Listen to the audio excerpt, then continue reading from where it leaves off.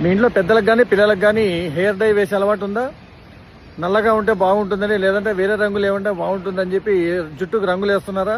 అయితే తస్మాత్ జాగ్రత్త.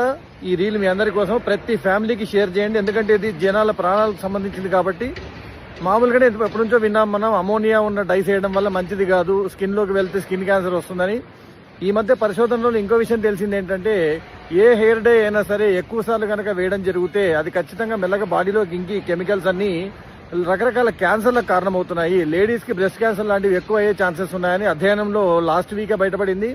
కాబట్టి ప్రతి ఒక్కరు గుర్తుపెట్టుకోండి, మనం అందంగా కనిపిస్తున్నామేమో అనుకుని అపోహలు అనవసరంగా రంగులేసి కెమికల్స్తో నాశనం చేయకుండా వీలైతే న్యాచురల్ ఇంగ్రీడియంట్స్ ఏమైనా దొరికితే వేసుకోండి. లేదంటే పెద్దవాళ్ళు అయ్యాము తెల్ల జుట్టు వస్తే వచ్చిందని ఈ మధ్య సాల్ట్ అండ్ పెప్పర్ లుక్ అంటున్నారు. అంటే బ్లాక్ అండ్ వైట్ కలవడం కూడా ఒక అందం అని చెప్పి దానికోసం అదే పనిగా డబ్బులు పెడుతున్నారు జనాలు.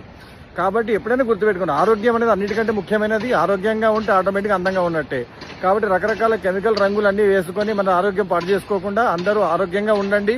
అందరికీ ఈ విషయం చెప్పండి. ప్రతి ఒక్కరు ఆరోగ్యంగా ఉంటే సమాజం కూడా హ్యాపీగా ఉంటుంది.